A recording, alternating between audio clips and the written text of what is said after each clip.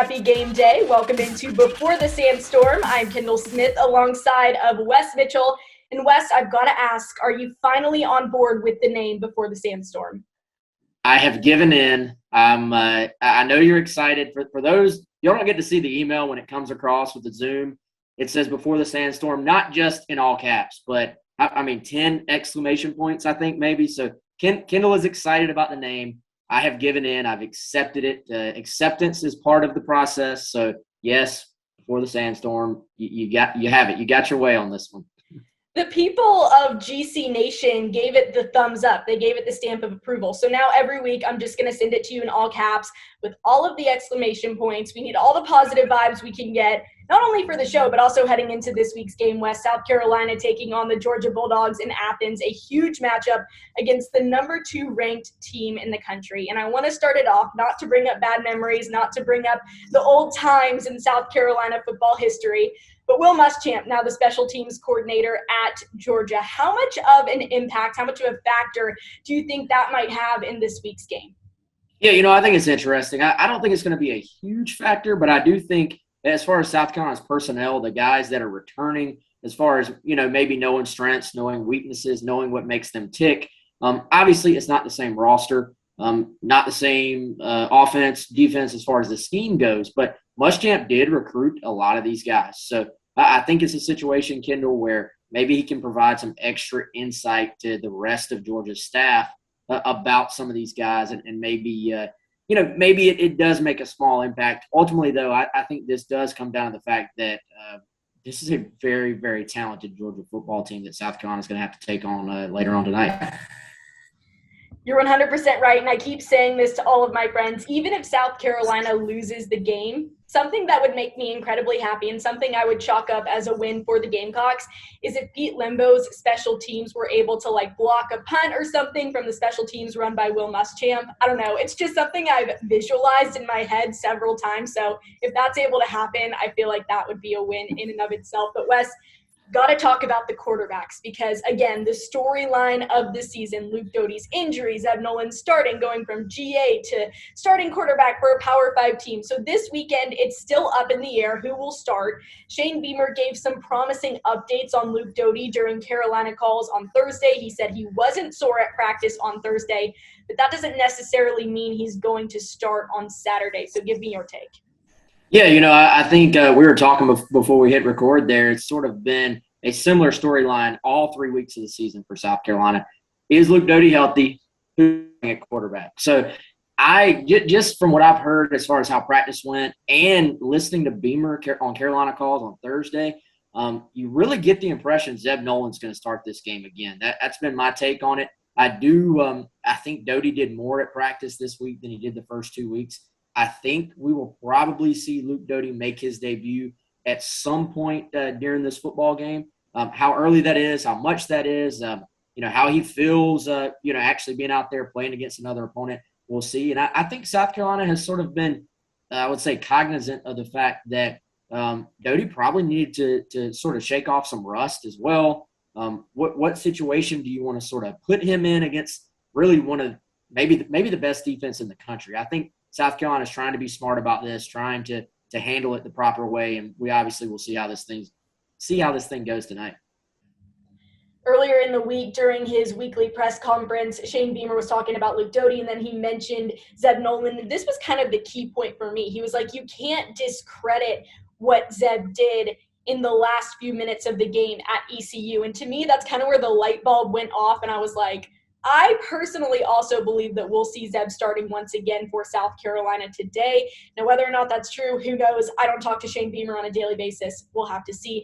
But in terms of this game, West, just overall keys for South Carolina to win or at least stay competitive, because as we know, Georgia is a phenomenal team, number 2 in the country. So what do the Gamecocks need to do to stay elite in the game? Yeah, I think from a big picture standpoint, it's easy to sit here and be like, South Carolina needs to win the turnover battle. They need, and by a lot, honestly. You remember the game 2 years ago. It was because they had several key turnovers that went South Carolina's way. A missed field goal late in that game from Georgia. Really, Georgia didn't play their best game. So big picture standpoint, you need, let's be honest, South Carolina to play better, much better than they did last week. You need Georgia just not to play well. it's easy to say that, but what are the keys to actually making that happen? And realistic keys to making that happen is probably a different conversation. I think first and foremost, we talked about South Carolina's defensive line needing to take over the game last week, and they were instrumental, I thought, in keeping ECU's offense from really getting in any type of rhythm. It's a different opponent this week, but I also, Kendall, I feel like we've seen Georgia go up and down the field against a UAB defense that to me looked awful, and we've seen them struggle against a really talented Clemson defense. So where in that huge gap in between those two teams does Georgia's offense stand?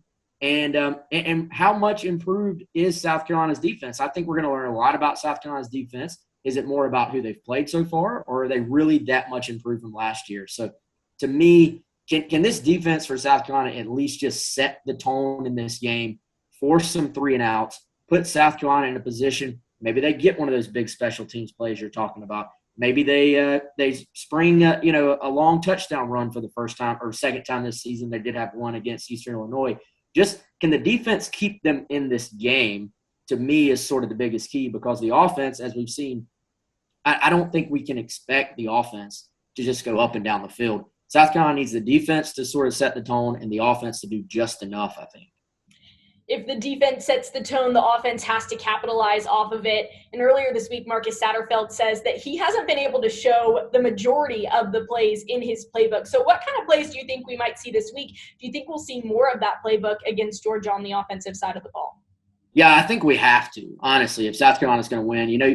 You don't have to put up a ton of points, but what you do have to do is move the football. I think 4 times South Carolina was 3-and-out last week. So you're putting your defense right back on the field, and you're not gaining any field position when you do that. Against ECU, you can get away with it. Against Georgia, you cannot. So for South Carolina's offense, I think it's big to diversify the running game. For the most part, they've ran primarily 2 particular running plays, an inside zone and an outside zone.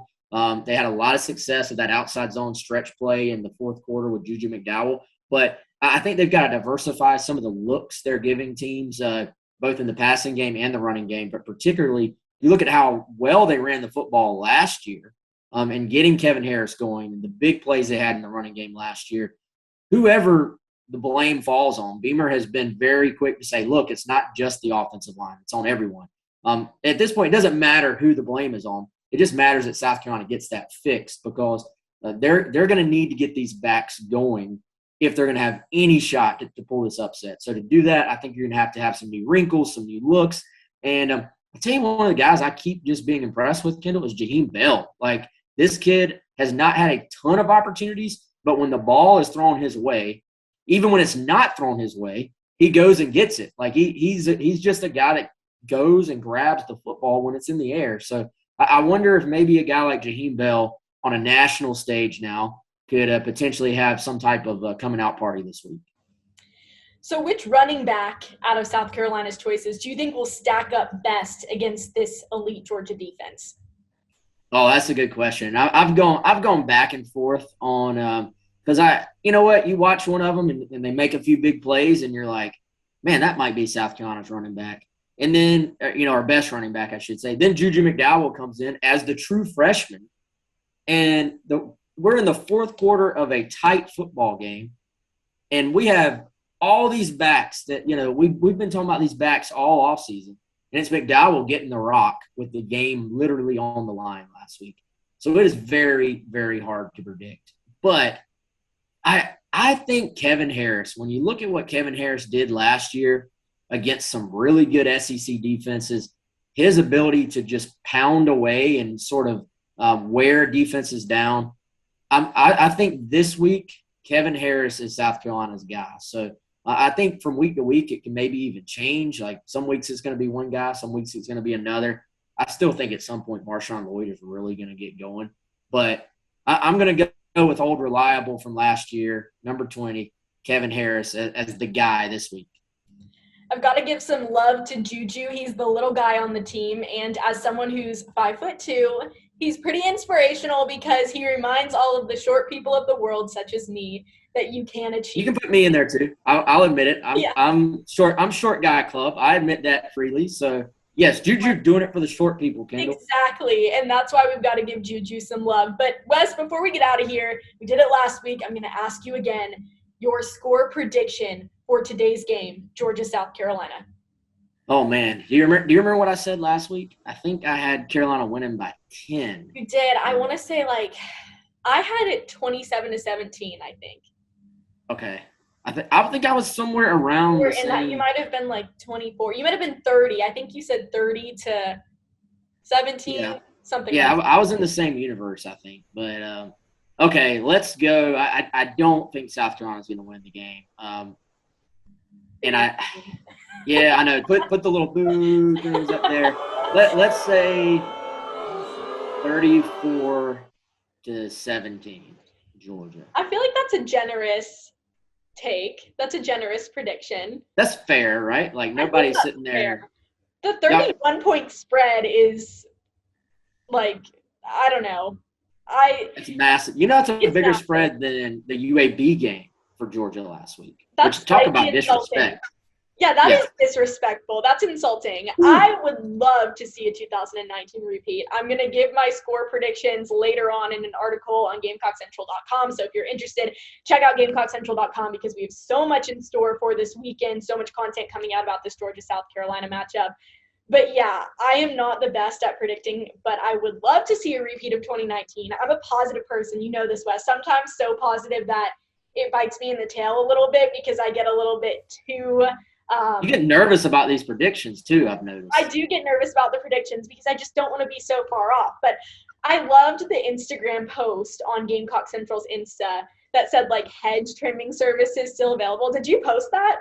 I did. I will take all the credit for that. That caption was iconic. So maybe, you never know. I mean, crazier things have happened. So I think if we just keep the vibes up, keep the positive energy going, maybe something crazy can happen. We've seen some pretty insane things in the world of college football over the last few years. So you just never know.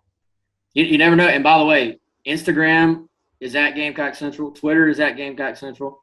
TikTok, you're going to have some TikTok content too, right? At Gamecock Central on there as well. So everybody needs to follow us on all of the things. Whatever social you're on, follow Gamecock Central on all of them because that's how you get the full, complete experience, right, Kendall? Right, the full experience. And I'm actually filming behind the scenes at game day and filming what my day in the life is like. So if you want to check all that out, follow us on social media. But Wes, another great edition of Before the Sandstorm with the best name. I mean, what can I say? Thank you for joining us today and giving us all of your insights on this game. It's definitely going to be interesting. South Carolina's first SEC game of the year.